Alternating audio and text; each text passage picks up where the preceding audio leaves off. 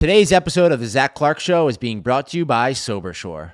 Alcohol use can be more complex than people realize, especially for women in midlife. Studies show that 30% of women between 40 and 65 are exploring sobriety, but staying accountable and connected to the right support can be a challenge. That's where SoberSure comes in. It's a discreet fitness-style wristband that continuously monitors alcohol presence through your skin, offering real-time insights without interrupting your day. If alcohol is detected or the band is removed, alerts are sent to your designated contacts through the app, giving you the support when you need it most. It's comfortable, water-resistant, and built for all-day wear, whether you're at work, the gym, or with friends.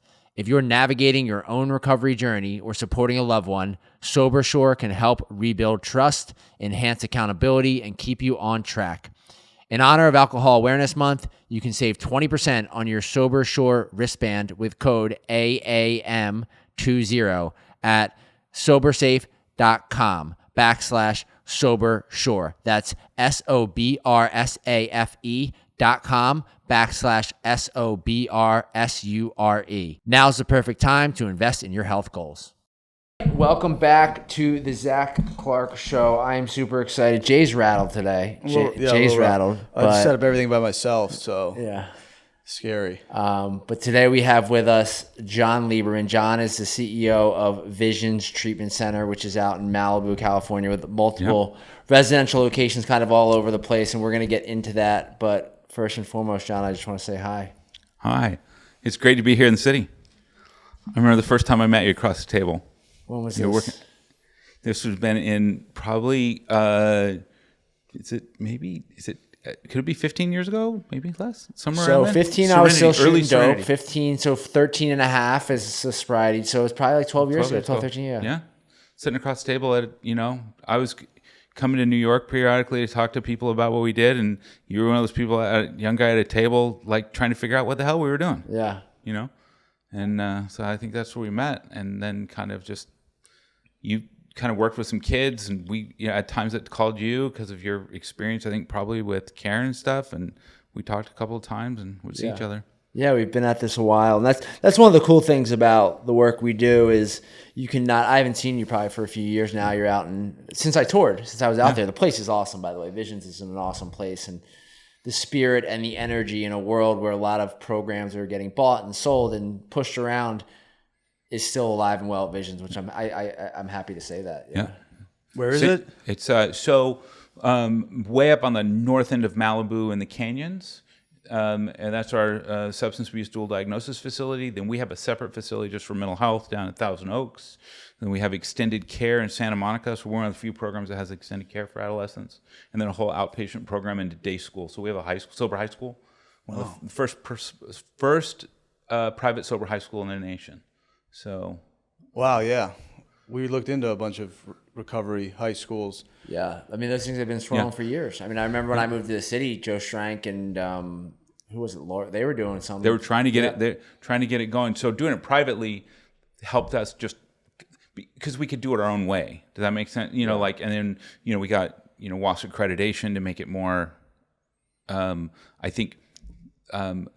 Work better with the systems so that the credits could be transferable and all those things. Because we felt like you take a kid, they start getting better, they get excited about being better, and you're sending them back to school. It's like, sending a diabetic to go work in a donut shop and telling them not to eat the donuts, or, an alcoholic, go work in a bar, don't drink again. The kids, that's a lot of times where their connections and some of their negative feelings were. So it takes time. And so we just said, let's start a school. Love that. So the long and short of it here is John has been working with teens, adolescents for the better part of the last 30 years. Is that right? July 29th, 1985 is when I got a job my first job as a floor tech, supervisor, whatever, and at a little treatment center in Southern California. Then it was called Hueneme Adventist Hospital. And so you've seen everything. Yeah, at least up to that point, yeah. You're from California, Southern California? Yeah, from Southern California, a little town of 3,000 people out in the kind of desert mountains. Do you have kids? I do. Yeah, you do. I do. So I have a 37-year-old daughter. Oh, wow. Darshana, and a 39-year-old daughter, reaction, Justine. Because you're young. You look young. I mean, 37, that's a grown woman, So, wait, this gets better. My grandchildren are 21, 18, 16, and 11 months. Wow. Okay, great. So I want to start with the 11 months because the question that keeps rattling around in my head, I'm 41. I don't have kids. Jay has 2 kids that are young. And there are people right now in this world saying, the statement is, I wouldn't bring a child into this world. And I feel like that's kind of bullshit. I feel like the world's always going to be changing and feel scary. But to say I'm not, like, would you bring a kid into today's world? Howard is beautiful. He's happy. My daughter. Howard's the 11-month-old. He's 11 months. I'm saying Howard's 11 months old. He's in this world, and so tell me when is a good time to bring kids in the world? World War I, the Depression, World War II, Vietnam, when Nixon was president, what is the situation that makes things worse or better? I think that it's how we show up to the situation. What do I want to do? Am I willing to show up for my kids? And yes, there are going to be difficulties, but that's across the board. If you think about kind of, in Man's Search for Meaning, he didn't know he was going to go to Auschwitz, right? Mm. But what did we get out of that for somebody who went through a really tough time to learn about, what's important, what is meaning, why do we have a why, How do you meet the situation? Yeah, Maslow, I think from that point of view, should he not have been born because it was going to be a tough time? I don't know. Well, I guess I asked the question because I feel like in our work, behavioral health care, parents are hyper fixated on fixing and the problem. And I always go back and forth with your work, which is I think there's kind of like 2 schools of thought. One is, okay, we have a 15-year-old kid here that is smoking a ton of weed and not doing so well in school, and they're presenting with some mental health stuff. Do we rip that kid out of school and say, we're going to deprive you, right, for lack of a better word, of the typical high school experience? Or do we try and keep you in the system that you're in and get through it, knowing that it could get worse from here? So where do you land in that thing? Because I think parents are more likely nowadays to take that kid and say, you have something wrong with you and we need to fix it. You're talking about like the wilderness, probably taking anything, a kid or anything, like vision anywhere. I think it's kind of switched a little bit. And so the answer to your question is yes. Yes, we try to figure out how to keep them in there and take care of them. Can we put together the kind of scaffolding around them, right? Whether that's mental health support, substance abuse support, family support, these poor moms who are just frantic, not knowing what to do with their kid they recognize they're hurting. They recognize that there's trouble here and not knowing exactly what to do about it, right? Should they keep them there? Maybe, but it's getting help. And I think we as a society aren't real good at asking for help. Are there times when kids, let's get them out of that situation and find a healthy, supportive situation for them? And when people say, well, should they go to wilderness? Should they go to a residential program? Should I send them away to a boarding school? Well, get advice from some trusted people, like people who are experts. And I think it's important for parents to know, what's the goal? What do I want for my kid, right? Do I want them to get stable so that they can get back in school and have a full life? Do I just want them to be a mensch? A good person, connected? What does it look like for a parent? What are their values in this process? A mom one time told me that going through the process of treatment with her son was like emotionally going through a pregnancy and a labor because she said the first time you have a baby, none of it makes sense. It is so painful. It is so difficult. You talk to people and they say things. Everybody has a different opinion about, what kind of water you should drink, the salad, whether you should be vegan, whether you should breastfeed, which side you should start on, all the things, right? And she said, it was like that with addiction for my son when he was in trouble. And then I found out he had a serious depression going on. But at the other side of it, as my son started getting better, it was like a new birth. I got to see the light in his eyes again. I got to have a connection in a new way. And I understood as a parent better about how do I deal with my own shit to be able to set limits because I'm so afraid of what might happen to my son. We just spoke to someone last week who is a doctor in addiction treatment medicine and said something that hit me as I think about, I'm 17 years sober myself. I started drinking and using, not like in a dangerous way, but I was experimenting at a very young age. And she said that studies have shown that the longer that you can delay, connection to substances, the less likely someone is going to develop a problem. She is. So the studies were originally done by CASA. She might have quoted the study. And now it's the Center on Addiction located right here in the city. And the study shows exactly that. Delay. The brain is developing. Look, the brain I is. told you. Oh, yeah. Exactly. See the phone's going off and everything. We know that. And the study looks like this. Like around puberty, if somebody starts experimenting using, including nicotine, they have a 1 in 4 chance of developing addiction-related consequences. So addiction-related consequences isn't like missing a class, which somebody could do from partying. It's failing the class. It's not getting in trouble for driving the car. It's getting in an accident and hurting somebody. It's not having premarital sex or whatever you want to call it. It's actually getting pregnant or getting an STD. Those are addiction-related consequences, right? So that's what we're worried about. But if that same person waits till they're 21 years old, it drops to 1 in 25 or better. Wow. I mean, what other disease could we say that about? And it's because the brain starts developing. You're always going to have people who are more susceptible to addiction. There are genetic factors.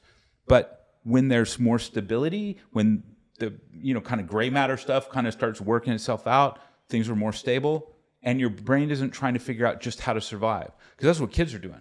13, 14, 15. Do you remember being in junior high school? Yeah. It's fucking survival. Yeah. Sorry about my language. It's tough. And who wants to go back and do that again? And that's what these kids are dealing with. And that's the average age of first use is like 10 and a half. That's average age. Right now. Yeah. Average age. And So nicotine, alcohol, drugs, whatever it is, the first time that kids in our world are using substances is 10 and a half years old. they're not going to the dealer down the street. That's what people think. They're going to the dealer down the street because the dealer down the street now is not down the street. The dealer down the street is this, right? It's a cell phone. It's also an uncle who has a joint, parents who have alcohol in the liquor cabinet. It's very benign early. But there's certain kids that when they kind of do that, their brains go, oh, we kind of like that. It just fixed us a little bit, whether they have attention deficit, whether they have some anxiety, whether their parents are going through divorce, whether there's just challenges going on normally. And it kind of tees them up. So that's from a substance abuse point. Yeah, so there's merit. So what you're saying is there is merit to shielding your kids from substances as long as you possibly can. And now we know it's not just, delay, shield them from that because their brains are developing. And how we use the cell phones, because we're seeing now, I think, and probably you guys see it with the people you treat, that the affinity for being liked or not liked creates such anxiety, can collapse somebody who seems to be doing well because there's our world is now with these is based on how much do I get what I want immediately? Did somebody get what I want immediately? Which acts like substances too. Do you think, because we've heard a lot of people talk about social media technology, being such a driver. It seems like a very simplified way to say that's why kids are more anxious or more depressed. Do you think it is? And I'll tell you, do you think it is? Well, we kind of know it is. So there's I'm not going to promote his book too much because we've been saying this. This dad was talking to me. He says, you have to read Anxious Generation. You have to read Anxious. Jonathan Haidt's book. Yeah. But let me tell you this. We've been saying this in the adolescent treatment field for 20 years. What we said back early on, or the founder of Vision said, I spend so much... Chris Schumo. Shout out Chris, who's not here. Schumo. Chris, I'm coming for you. Yeah, Chris. Him and Amanda Schumo started Visions. And what he said a long time ago is, we spend so much, especially our parents, spend so much money putting their kids in the right school, the right neighborhood, the right everything, and then they buy them the portal to the worst neighborhood. For all the things where there's bullying, there's no supervision, parents say, my kids wouldn't do that. I'm like, oh my God, what's wrong with you? That's what kids are supposed to do. Kids are supposed to push the limits. When I was a kid, we had a tree house, and we had half a page from a Playboy magazine, and the other kid had half the other page, so we could put it together to see what the image looked like. And we all knew, like, there's no tree houses anymore. You don't need a tree house because there's cell phones where kids can find that stuff. And you say, well, my kid doesn't know where it is, but the kid next door does, and the kids on who are talking. And what's happened is this anxiety is created by this constant, like, not being able to stop the process. And I remember when I got a phone in my room, and I would put it, I had a drawer under my bed, I'd put it in there so my girlfriend could call at night, but I would be waiting so my parents couldn't hear it ring, right? So I could whisper to her at night when I was like 16 years old.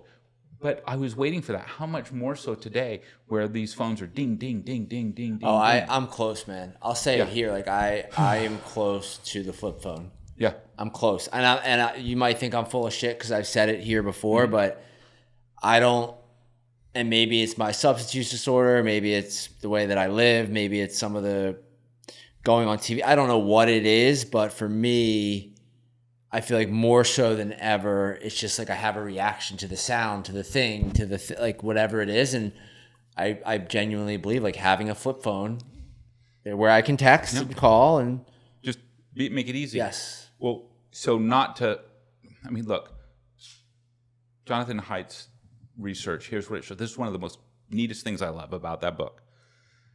They looked at minor injuries, like getting stitches, broken fingers, bad scrapes, knocked on the head, all that stuff. It's gone down by like something like 60% in the past 25 years. Mm-hmm. And he talks about that is because you don't have as many kids out riding their bikes, doing their skateboards, doing the thing. And the combination of being able to like get hurt, squabble with your friends, and work that out. Doesn't that teach us as how to banter with people, how to connect with people, what it means to be like in a relationship, and also to have a failure, like fall down, cut yourself, go through all that, show back up and play dodgeball again, or whatever the thing is. And those things are so important. And meanwhile, parents are trying to fix, protect, create these boundaries, right? And this weird things happening in between where the kids have access a lot of times to some stuff that is emotionally pretty dangerous or hurtful. So how do you, hypothetically, you're raising a 13, 14-year-old in this world, and your kid is the last one to get the cell phone, and he keeps coming home and saying, but Daddy, everyone else has a phone. Everyone else has it. What are you digging in and saying, no, you can't have a phone? Well, first you start early with, here's how it's going to work. I think kids should know probably by the time they're like 7 years old, son, the first cell phone you're going to get is when you're 16. And we're going to talk about that. You're going to get an emergency phone, say, when you're 13, whatever it is. This is how we're going to do it. And I think parents should do that with thoughtfulness, so that they kind of know what the process is, how we're going to do that. And partially is because we know how brains develop when they're watching screens all the time. So it's fine. You just kind of tell them that's the way it's going to be. And yes, they're going to try to work around you. Look, I've daughters who, in my day, they figured out how to set up their first email account they weren't supposed to. And I found on the computer where they were talking to boys on email the way that they weren't supposed to. But I was paying attention, so we caught them.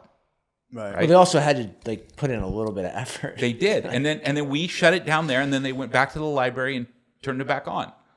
They had really silly passwords that we were able to figure out, but it was the dogs' names.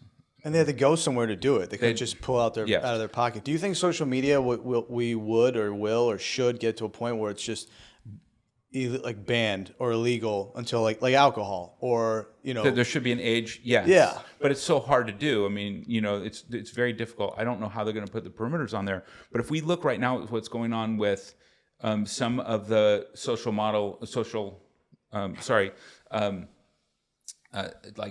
whatever, Instagram, things like that, we found out that they did the same kind of research that the tobacco companies did on how to keep people engaged, but never did the research on the damage that could be done, right? So that's some of the lawsuits going on right now are, you you specifically figured out how to get minors involved. The same way the alcohol companies used Joe Camel and things like that, right? And we got rid of all that. We said, this is not okay. And then they come out and the leaders are like, well, you don't know what's going on. We're just trying to, provide a service. They're not trying to provide a service. They're billionaires. It's an insult. And what's the technology? What's the technology protocol at Visions? Oh, so at Visions, when kids come, they don't have cell phones, no laptops, iPads, just for school, and we supervise that. Not just supervise from a distance. The teacher actually has a screen that shows what each kid's doing. We lock a lot of things out, and still there's kids who have figured out how to hijack the system. Not many can, but have figured it out. They figured out through, like they'll say they have to have their school network and don't realize that the school network's not that secure. So they figured those things out, and they're trying to send messages to friends and things like that. But no technology until the kids have been in treatment. Usually, like if they transition to extended care, like after 90 days, then they start with a flip phone, see how they do with that, gradually get another phone back. They're going to get it back. We just want to see, we even want them to fail.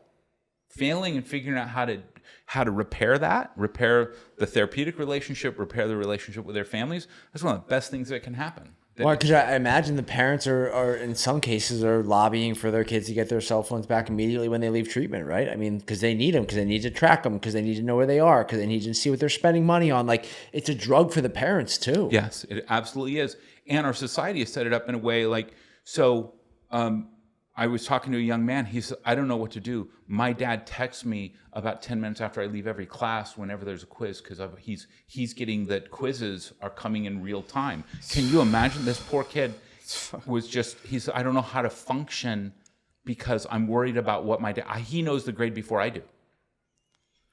And dad's calling him and texting him at school. Why did this happen? Why did you miss this? What's going on? Didn't you study? And he's trying to go into his next class. That poor kid is just... So that leads into my question. Really it's what can parents do? But my first question is how have you seen parents change over the last, 5, 10, 15, 20 years? So like when I talk to that dad, he's like, I know. I see it, and then I know I shouldn't text my son, and then I do it anyway, and I've got anxiety, because dad's got anxiety too. And in this case, it's interesting. Dad's like, and then I smoke pot sometimes to deal with my anxiety. And my son knows it, and I tell him not to do it. So this dad says, I'm not going to smoke pot anymore. So that's the first thing. When you start making changes, what's in the best interest of your kids, this young man came to treatment and was able to talk to his dad about this. They had a relationship by the time they left treatment.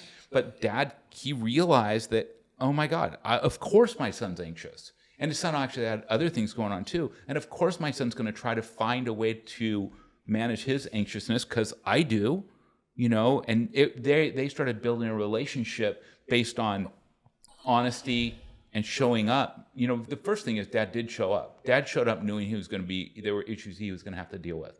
And as parents, we all mess up. We say things to our kids. We're, angry. We have things in our past, all that stuff.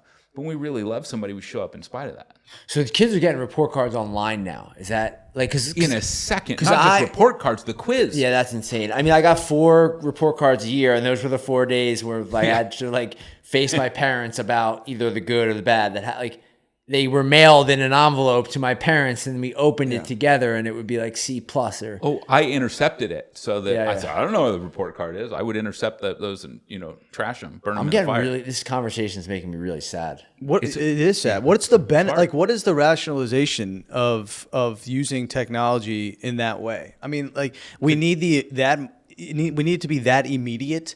Are the schools, they're afraid that the parents aren't involved, that there's neglect, that they're going to get blamed for something? Why? Both. So parents are very much they want that information, think that they should have it, because this is a real-time situation so that they can help their kids. And there are parents who are absolutely understanding and can kind of deal with these situations. But there's situations that I think it would be good for parents to have training about this. The problem is this is new. So who really knows? And we look back at some of these, at some of the effects that's happening. So no wonder you have a certain number of kids who just want to escape. right? And we see kids today who do really well for a while. Like they're doing, especially in the mental health program that we have, they're doing like straight A's. Parents like, they got straight A's up until this date and they collapsed. They couldn't, they refused to go to school. They wouldn't get out of bed. And the more the parents pushed, they didn't know what to do. And they're like, this was the kid that I didn't have to push to do anything. But the kid was feeling the anxiety and pushing themselves in a way that was overwhelming and didn't know how to talk about it.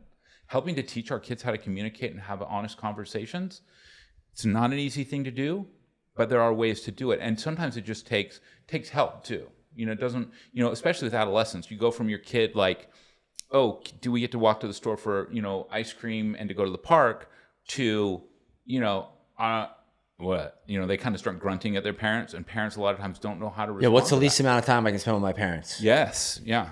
How do I do that? And when my kids were young, we did, we figured out we turned the garage into a place where the kids could play games and things like that. You try to figure out how to do things to support, and I knew they were going to do things that could get them in trouble. I just wanted them, for lack of a better way, I wanted them within striking distance, right? So I could see the other kids and what was going on. Do you blame, in your work, of 100 cases that show up on your doorstep, are you blaming the parents more, or are you blaming the kids more? No, this is not blame, but I got it. This is not fault. We're all in this together. Yeah. And parents. Are you laughing at the use the word blame? No, because I know what you're saying. Like, No, but we're not blaming them, but but what you're saying is true. Like the parents need to be involved in the right way, not as like that's my just, point. just Johnny getting an A. It's like what's going on with Johnny? What's he really thinking and feeling? Well, okay, but this is interesting. So I'm dealing with the dad. Dad walks in. He shakes his head. And he goes, John, I have 5 kids. This one. All the others, with normal, whatever their discipline, limit setting, the way they did it, working fine. This one. And this one is, burning the house down, basically, emotionally going out the window at night. The other kids are like, I don't know what's wrong with Joe. He's, we don't want to get in trouble. They're feeling the effect of how this child. So that's, I think, where it comes into kind of like when it comes to the genetics, there are kids who are different, and the parents are like, I'm not sure what to do. And it is so amazing when those parents find out, okay, Joe is processing differently than Susie is. Mm. Joe needs some time, attention, connection in a different way. And parents are like, all I need to know is the way. And a lot of times it's the kids who can tell them, remember when you did this? That was great. When you did this, didn't work. And with some therapy and connection, and if the kids start using, you need some sobriety too. You got to have some distance. But we're also dealing with kids who are, parents are seeing kids cut. They're seeing kids with anxiety. They're seeing kids with talking about, suicide and things like that. And parents, that terrifies them. They don't even know how to respond. And then how do I talk about that? We don't have a world that is really connected in a way that says, oh, my son just said he's not sure he wants to wake up ever again. Who do I talk to about that? Because a lot of times if my mom will think I failed, my friends, their kids are all doing great. Nobody else has problems. If you open up, somebody would say that they have kids with the similar issues. So I was in a group and running we call a multifamily group. So all the parents, so I had like 8, maybe 15 parents in a room, moms and dads. And I just started the group with, who lied about your kid this week? And they were like shaking, and this dad raises his hand. I said, who'd you lie to? He says, I lied to everybody. I told my boss that my kid was at camp. I told my mom that my kid was on vacation. I told this person this. I told grandma that he's still at home, is fine, just doesn't have time to call. And his son had tried to kill himself, but he didn't know how to deal with it. The thing is that he raised his hand. Then every other parent in the room said, this is how I lied about my kid. This is how I lied about my kid. Because it is the most painful to deal with when your child is hurting themselves, when they're in a place and you don't know what to do, and then you're reaching out to strangers like me. It's a big deal. But isn't it, I also think of this word competitive. like whether your kid is doing well or not, I would imagine that a lot of parents lie about their kid to make themselves feel better and also to make their kid in some weird way feel better. And sometimes it's not like some parents say, I didn't lie about my kid, but we also don't talk about the struggles, right? It's hard to talk about the struggles, and there is that competitiveness. When somebody walks in the room, here's a good example. So I'm a dad, I'm a grandfather. My grandchildren are 21, 18, 16, and 11 months old. My children are 37 and 39. And they've been through a lot. They're doing great now. I have a daughter who's owns a program, doing great. My other daughter, she is one of the biggest supporters and fighters for other people who've been in cults and things like that. She helps them out. It's filed lawsuits against cult leaders and things like that. Why She's cults? Just amazing. Cults? Yeah, why? Why cults? From her own experience. She saw something and she's like, I got to help. I got to help people. And she's just a great voice for, but at one point I had both my kids in treatment. So one was in an eating disorder program. They don't mind me talking about this. I hope. No, so one was in an eating disorder program. One was in an outpatient program for substance abuse. And so I'm talking to this guy, really nice guy, and I said, how are your kids doing? He says, my son, he's just graduating from school, and he's starting his residency with my daughter's practice. They're both going to be doctors. He says, how are your kids doing? And I'm like,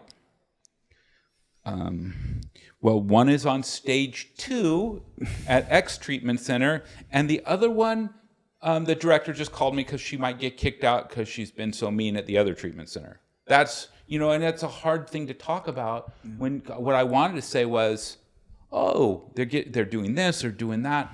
And by the way, John, what do you do for work again? Yeah, and for work, I run a treatment center. Right. I had a parent say one time, how can John run a treatment center? He can't even control his own kids. And Chris said, fair. Chris said, that's actually why he's running. Yeah, that's why. That's why I'm sympathetic. But it's a fair question. Yeah. Because we think sometimes, does the headmaster have to have kids who are straight A's, who get straight A's? I'd rather have the headmaster who knows how to deal with the kid and help the kid who's struggling. Because a lot of times the kid who gets straight A's, they need some supports and a little bit of help. How do I help the kid who's getting C's to get A's and B's and feel great about it? Have an experience where they get the light in their eye. That's what I want. I want those kids to have a light in their eye, and I want parents to see that and they go, oh my God, there's just that little bit of hope, right? Yes. Because it doesn't start with that. A lot of times it starts with a hospital stay or, terror or fighting for so much in the home. Well, I mean, when I'm listening to you and I'm just thinking about, back to the non-blame blame, I mean, I sort of do think it's the parents.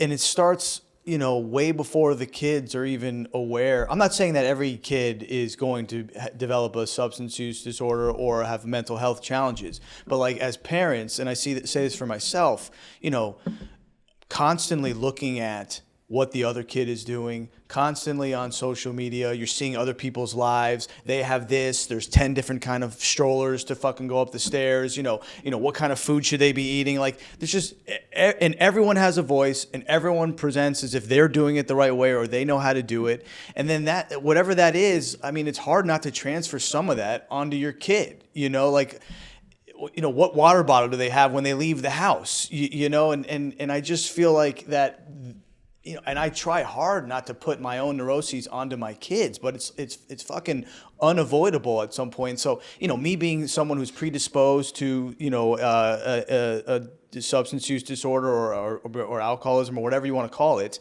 it's how can I help my kids be mentally sound and stable as they're in this world looking at all the other things that people are doing and seeing? How do you do that? You just did it. You just did, or I was going to say, do we need to go have a session? Talk about what stroller you didn't get for your kid? But I do. So just so you know, when have you walked by one of these New York City private schools, man? Oh my God, it's insane. There's 30 strollers, and they're all $1,000 a piece, more. It's unbelievable. And if you don't have one of those strollers, so when Howard, my my grandson was born, I start looking and trying to figure out what stroller to get for them, and I'm like, What stroller you got, Jay? We just got a new stroller. And how much was it? which one? It was a couple $100. It's No, it was more than that. This wasn't. It was my wife. My wife was surgical about like getting something that was reasonable but good, and it's light as a feather. But like, it's just the amount of time that goes into the. And then, my daughter goes to a public school in New York, and there's a private school right across the street. And every time I'm like, are these two lives here? Like that's the private school. She will be sent on a track towards success and achievement, or the public school, which is just normal, average. Is that what she's going to be? And I don't believe that, but like it's these two symbols that I'm constantly looking at when I take my fucking 6-year-old to school every day. But isn't the miracle ordinary? Isn't the miracle to be able to sit and read a book by a fireplace?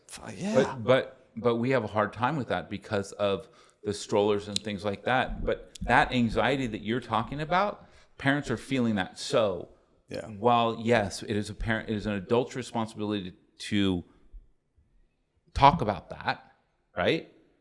And start figuring that out. And a lot of our parents, what they get to come to is they realize that nothing else is important but my kid. So all of that stuff, whatever the stroller was, whatever the house was, nothing is going to make that more important than when you talk to a parent who, saw their kid overdose or realized they're collapsing. They're like, I don't care if you're the best mechanic in the world or you're just happy. Who do I care if you're an attorney or you're happy? You know what I mean?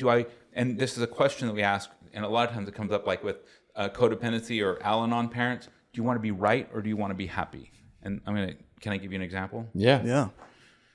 So, because sometimes I want to be right. Sure. Right? Because if I'm right, then I'll be happy, which isn't true. So I'm talking to a mom. She calls me, and I did a lot of work with codependency and working with parents, a lot of those groups for a long time. And she calls me up and says, hey, John, how you doing? I said, I'm doing pretty good. I said, how are you doing? And she says, I'm not using the real names. She says, how's Johnny doing? And I took a step. I said, Joan, I was just wondering, because I asked how you were doing. How are you doing? She said, well, how's Johnny doing? I said, Joan, how are you doing?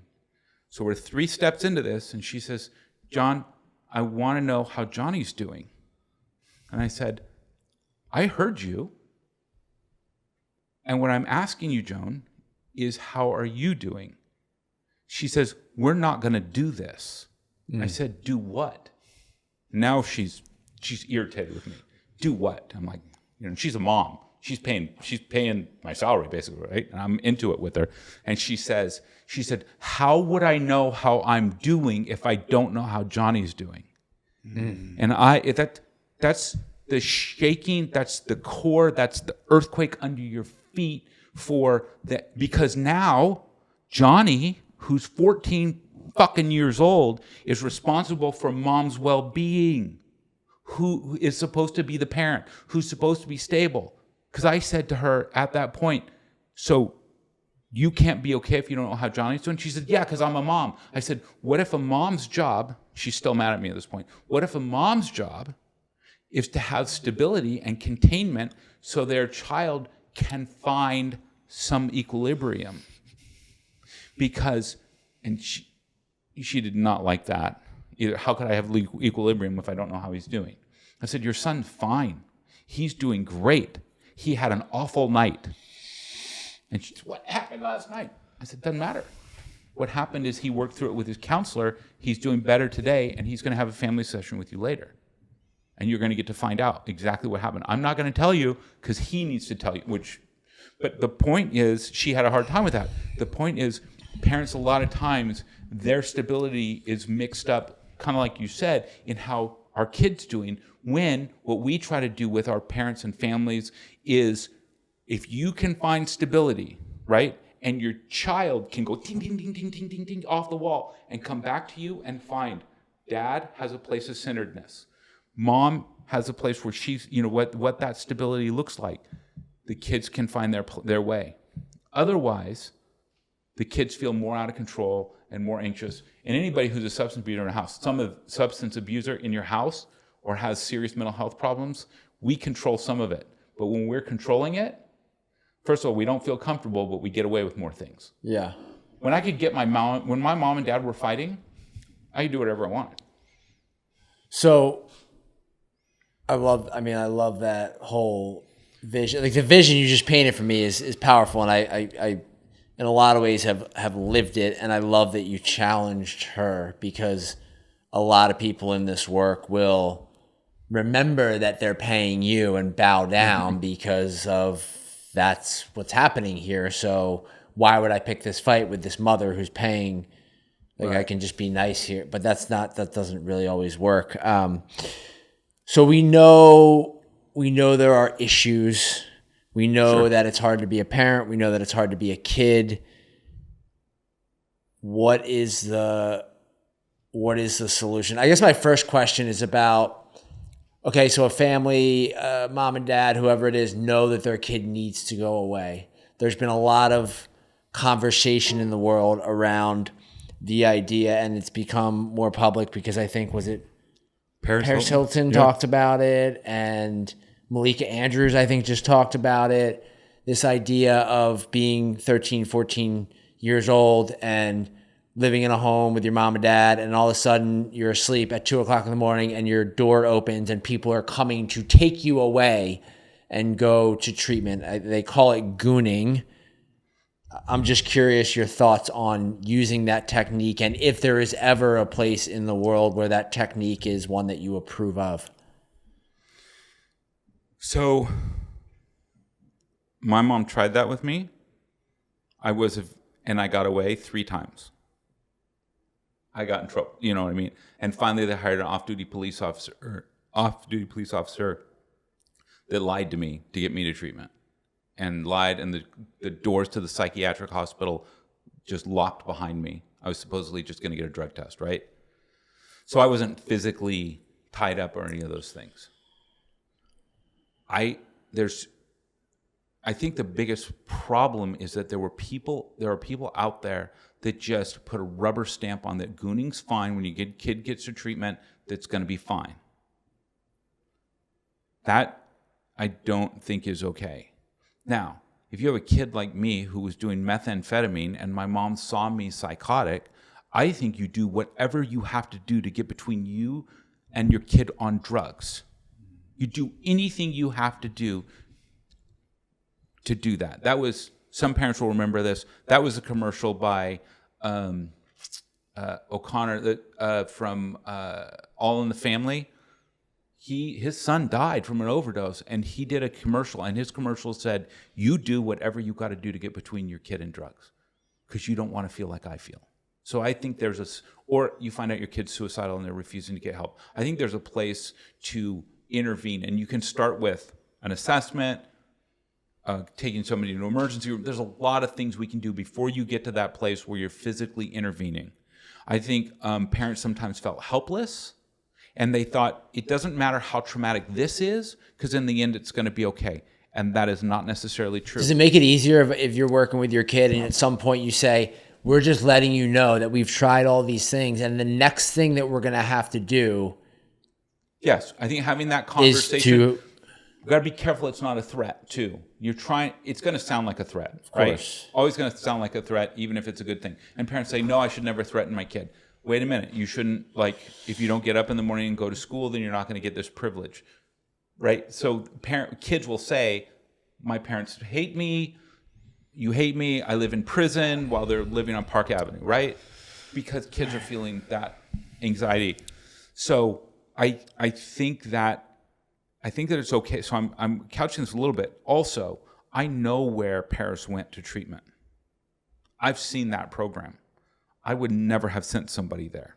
So not only did they use this way, but I think somebody said that this is good. I think it's important for parents, if your kid's gonna go to a treatment center, get off your butt and go see it. If you got to fly across the country to see the program, to meet the people, to know exactly what their policies are, to know those kinds of things, there's a less likely chance that they're going to have a bad experience, right? Because sometimes that treatment center may say, this isn't the right place for your kid. But if they're quote unquote gooned there and they're already there, what are you going to do? So I'm essentially essentially, I don't think that's a good way to go. But there are kids who you're really trying to save their lives. And like when my mom, what she said was, I put my combat boots on. I didn't care if you never talked to me again a day in your life. I had to be okay with that. I had done everything I could possibly do. So I think, and you get parents who are in that place. I don't think that's the first step. And I think there's a knee-jerk reaction to, my kid's out of control. I'm going to send them to this program. Then they're going to go to this program. And it's already set up for like 18 months. What we try to do is, and they used to say this, we're going to do a parentectomy. We're like, oh no, we're bringing parents back in the room. You want to come to Visions? You got to be here every other week in person. That's a requirement. That is like, that's the least. Period, end of story. Period, end of story. Somebody says, what are the kind of reasons that kids can't come to your program? I said, the number one thing is parents' commitment. If parents will commit, then we can talk about the clinical stuff, because it's just like in therapy, relationship is the biggest, deciding factor in how somebody does, right? Not how many letters somebody has, not how many different treatment protocols they have, but whether they connected with their therapist. Same in treatment for kids. Did their parents show up? And parents don't have to be perfect. A good friend of mine, you may know, Steve Lee from Cumberland Heights. He probably didn't coin this and he won't take credit for it, but he said one time, I was going through a really hard time, and he said, John, you can pretend to care, but you can't pretend to show up. And showing up, when I say, because kids will say, my mom's never going to change.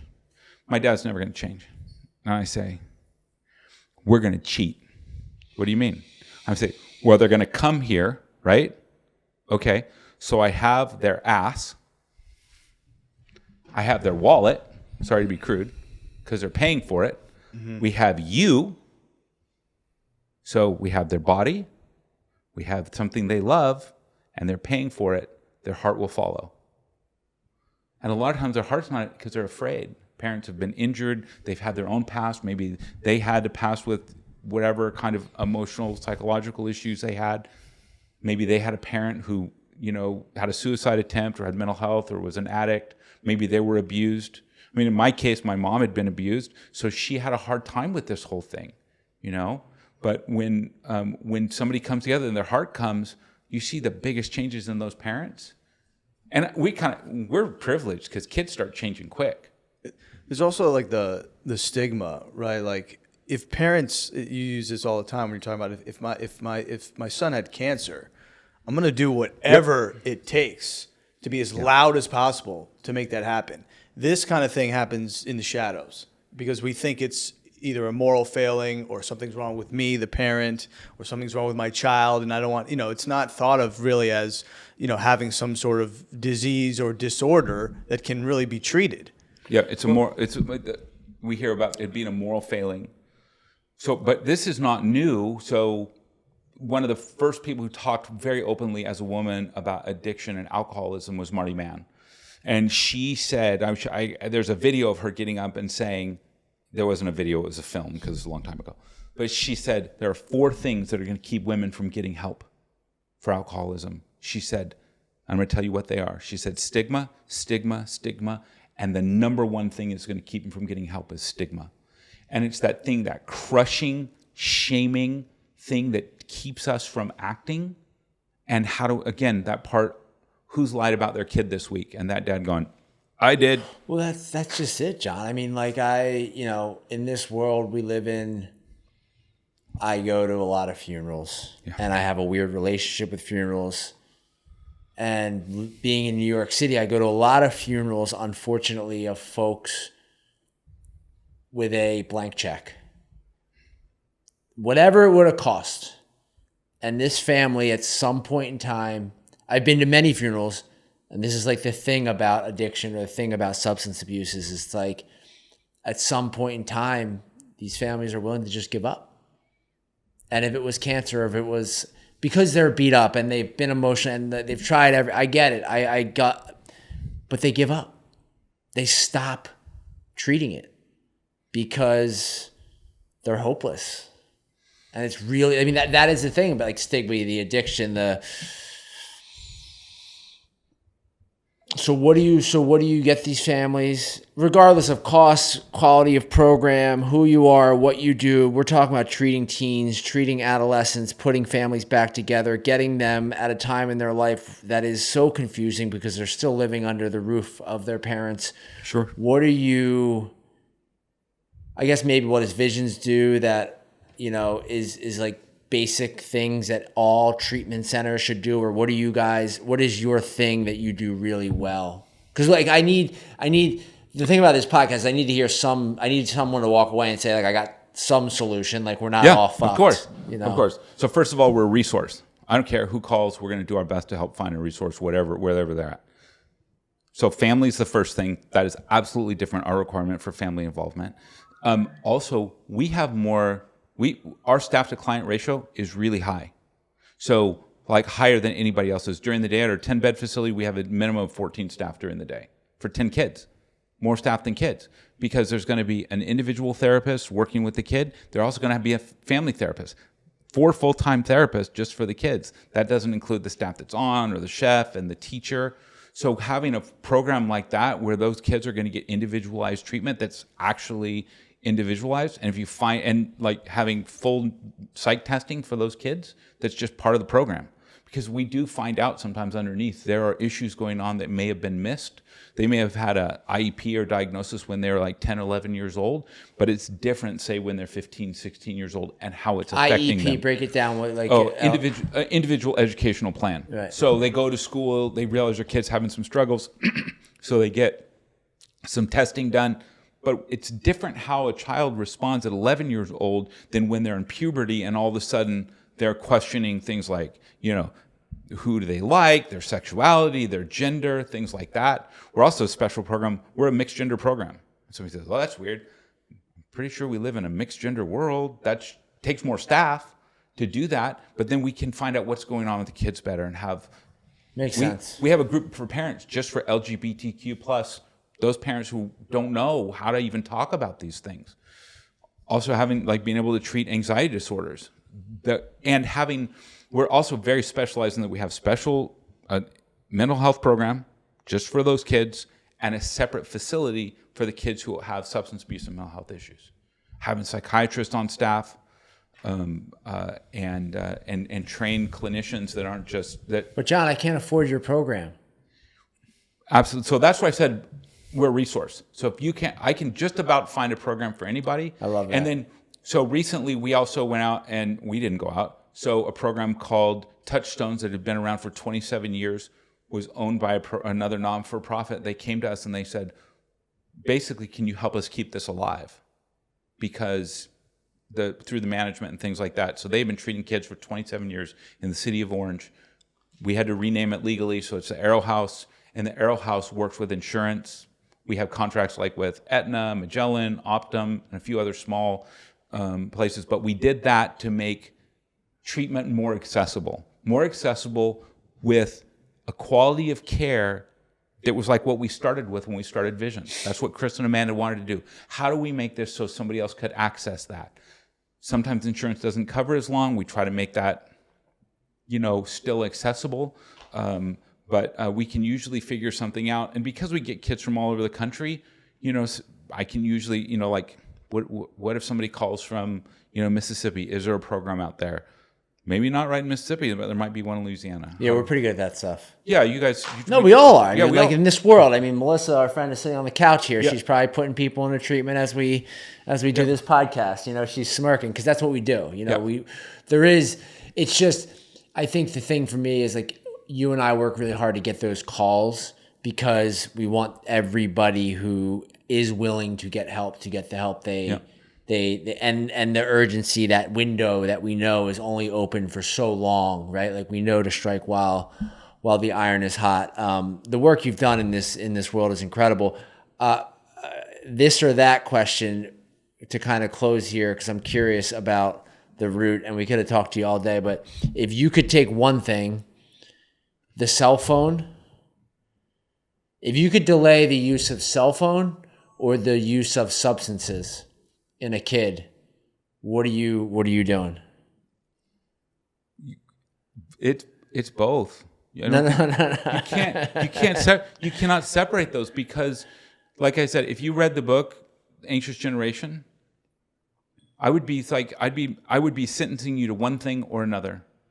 Right now, what we see with THC and this extract stuff, we see 12-year-olds that have been hitting THC 3-4 times a day for 6-7 months, and they're having psychosis from it. Yeah, that kid shouldn't do that. We're also seeing kids that are literally, they're cutting for the first time because they're on social media trying to figure that out because they see that on TikTok. That's not a good thing to start when you're 12, 13 years old. It also, it lays the same groundwork for that addictive, negative coping skill to continue, And I've seen kids at 13 years old with cuts from their forearm to their chest. And you go, at that age, those scars are going to be there for life. You find somebody else to answer that question. Okay. And I would be a fool if I didn't ask you quickly, or not so quickly. It's fine. I mean, I think we got a few minutes. It's fine. But about boys and the lone. So we had Dr. Niobe Way on. I don't know if you know who she is, but she's professor at NYU. She studied boys for 40 years, and she basically has come to the conclusion that young boys are actually telling us what they need.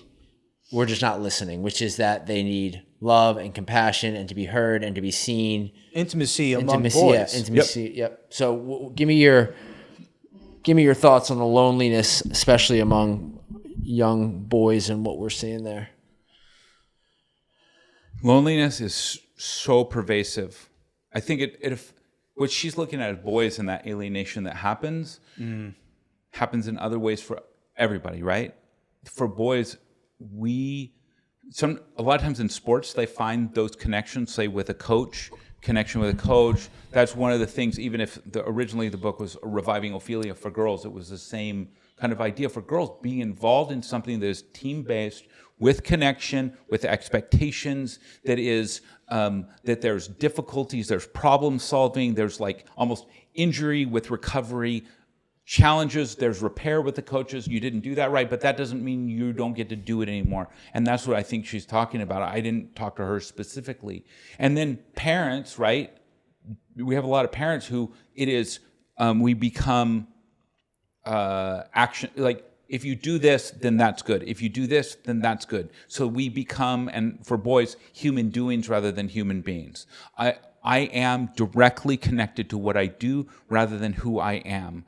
And the more we can help kids understand what's important to them and solve some of those things and connect with some of those things, we just don't do a very good job of it. Schools should, I don't know whatever shoulds are, but I think that they should do a better job finding out what kids' aptitudes are. We don't do what their aptitudes are. They're going to Harvard, they're going to Columbia, they're going here, they're going there, they're going to be on this kind of a team, and I'm going to take them every minute. Horace Mann and the other private schools literally have their schools open until midnight, and some of them 24/7, so the kids can have unstructured time together, which she's talking about. Time together with friends to interact, have the challenges, not be alone, because it is different when everything's structured. Those schools had to do it, I hate to say this, because the parents wouldn't. And if they talk to the parents and talk to you, what are the most precious times in your life? Unstructured, silly times with people. High school, college, yeah. High school, hanging out with somebody, laughing with friends, doing the silly things. Yeah, playing in the neighborhood. Playing in the neighborhood. And we live in a world where everything's structured. First you're going to rugby, then you're going to go play tennis, then you're going to go this, and then you can't do anything because dad's going to go out and play pickleball or whatever it is, because now it's my time, now it's this, now it's structured, so everything's compartmentalized into this thing. That's not life.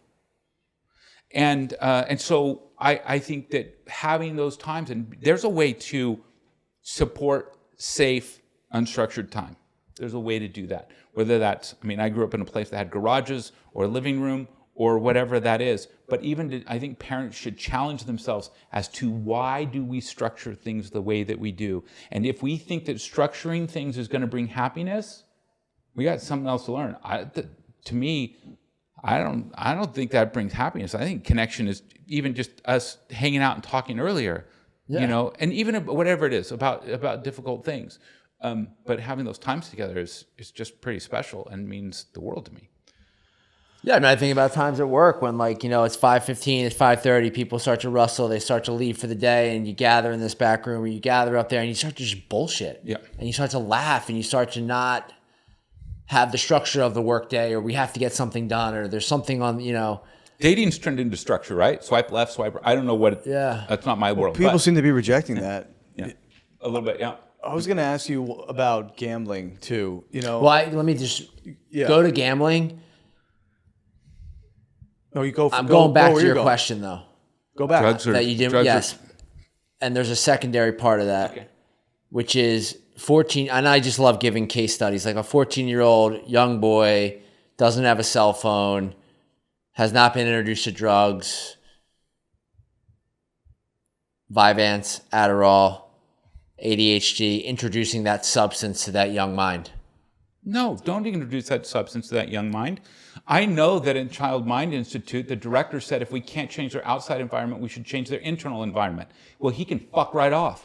What if we learned how to take care of our kids to handle things in a different way? Many of the kids that they say had ADHD actually had trauma, had an anxiety disorder. When we add those medications to them without good evaluations, it only makes it worse. We're not doing a great job at evaluating and understanding what kids need. It sets them up for using a chemical to fix what's inside. Are there some kids who will benefit from an amphetamine intervention? Absolutely. But let's talk about what it is. It is an amphetamine intervention, and an amphetamine is a very powerful psychoactive drug.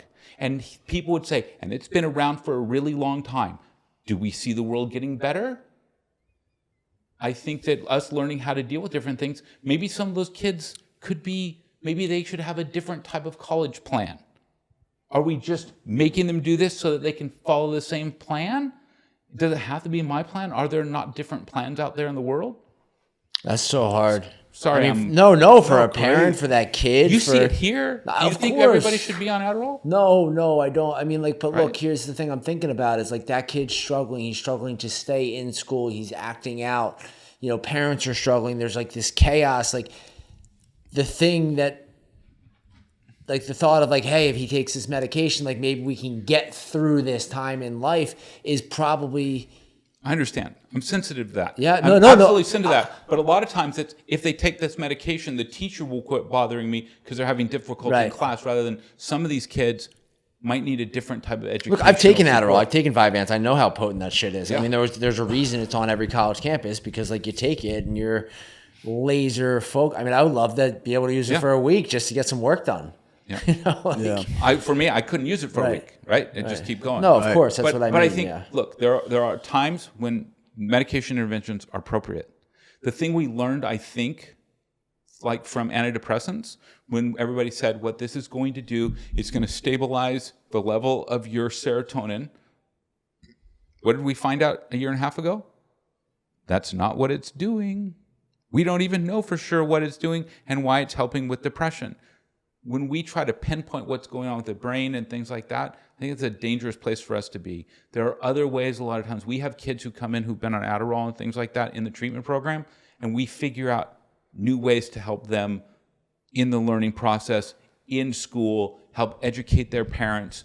If they do this, look at how successful they are in our classroom-like setting. They don't have to just be with a tutor. There's ways to do that.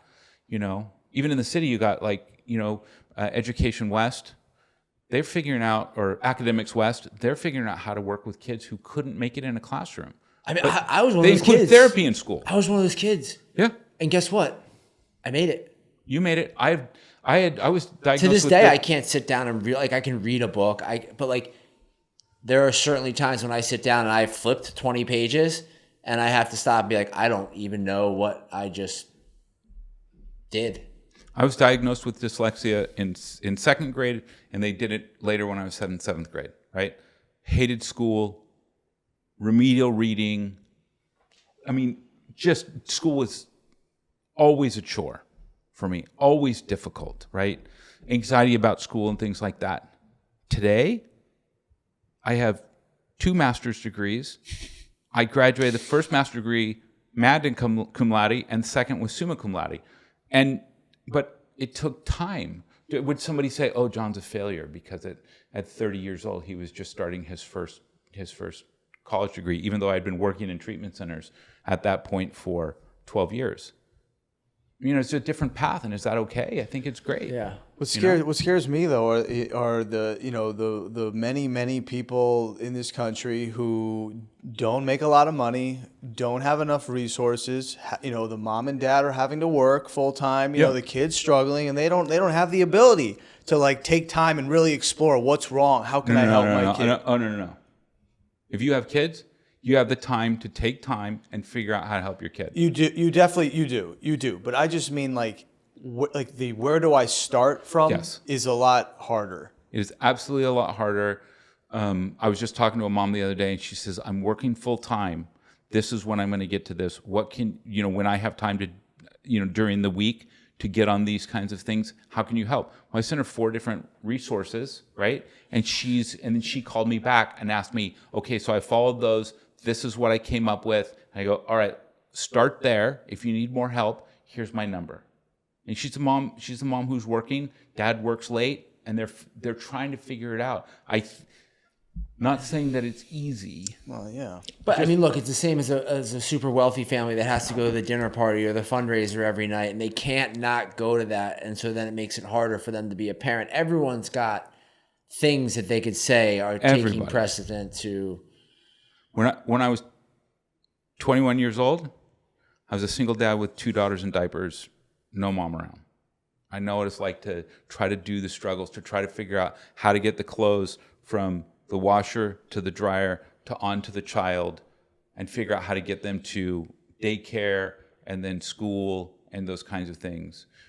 So early on, I know I'm not insensitive to the challenge. I'm also the adult, and there's a lot of people who helped. Look, got a lot of help along the way, but I figured it out. I figured out how to keep my kids in their own house and do some of those things while I was a counselor and figuring it out. So I'm absolutely sensitive. And then did you have a community? Did you have people around you? Did you have other support, or was it just you? Yeah. No. I absolutely had some support. My mom lived about 2 hours away. I had a next door neighbor that would babysit, but I was waking him up in the morning and figuring out how to do. I'm not good at hairstyles. I could do fountains and palm trees. A palm tree goes straight up in the air. Fountains go off to the side, and I could never braid correctly. But let me tell you something. As a parent, when you take the clothes from the washer, they go in the dryer, and until you've experienced this, a red crayon in the dryer. A red crayon melts in the dryer and gets little dots and things on every piece of clothing that's never coming off. It's wax. And I'm a 21-year-old man in tears because I'm going to have to send my kids to school with little red dots on their dresses or in dirty clothes. And there's no way I can solve that at 6 a.m. Yeah. No, man. Look, there's so much we could talk about here, and maybe we'll have to do a round 2. But gambling, anything on gambling? Anything? Oh, gambling! Yeah, thank God it's legalized. Thank God it's legalized everywhere. Because we see what legalizing THC did. That made everything better. Right. No, that gambling is similar from the point that it gives instant gratification. It is interesting. So in my 2 years here in the city at New York Center for Living, I saw more gambling with adolescents. That culture. It was profound and created the same consequences as somebody who was like an addict. They had problems with financially. There were safety issues. They couldn't think right in school. It created the same problems. And so parents, I think, I wouldn't look at this as just an activity, but really it's something that should be managed. it's part of, because isn't that what really a lot of the games and things that kids are into? It's a little bit of gambling. It's a tick, tick, tick. It's actually a setup. And now with gambling, all I hear on the radio is, I don't know if people know what radios are anymore, but on the radio, I drive a lot, is, there's commercials for, you can bet on anything. Anything. You can bet on what color shoes is the quarterback going to come out in. Who's the first, what's the first direction he's going to look on a play, and you can bet on anything. And that, they try to play that off as making the game more exciting, but I just worry. I mean, I remember we were treating a kid, and during the session, he made a bet during the session for gambling. Like, I don't know a lot of people who go into a session and actually do drugs during the session, but people would do that. So the insidious of gambling and this weird narcissism around gambling, because you got to tell yourself you're smarter all the time, right? You're smarter. You have a better way. Yeah, you all project the time. The future. And there are, just so you know, there is a program. Can we tell you the name of it for gambling? Should parents know what the name? No, is? I mean, there's Alchemist, there's Williams. There's a few programs out there just for gambling. Yeah. But it is serious, and adults get, their families get threatened, and they go out and do it again. Yeah. Well, Visions Treatment Center, the good thing that we heard from John today is, one, he knows his stuff, and two, if you call them, they're going to work really hard no matter where you are in life to try and get you to the right spot. And the moral of the story that I heard today is that we are in challenging times, but there are solutions and there are answers. And a lot of that feels like going back a few steps to like all the things we know work in life, which is like human connection and putting the phone down and just say no to drugs, I guess. Get a nice. That's great. Thank you guys so much. Thank you, man. Thank you, John. Thank you.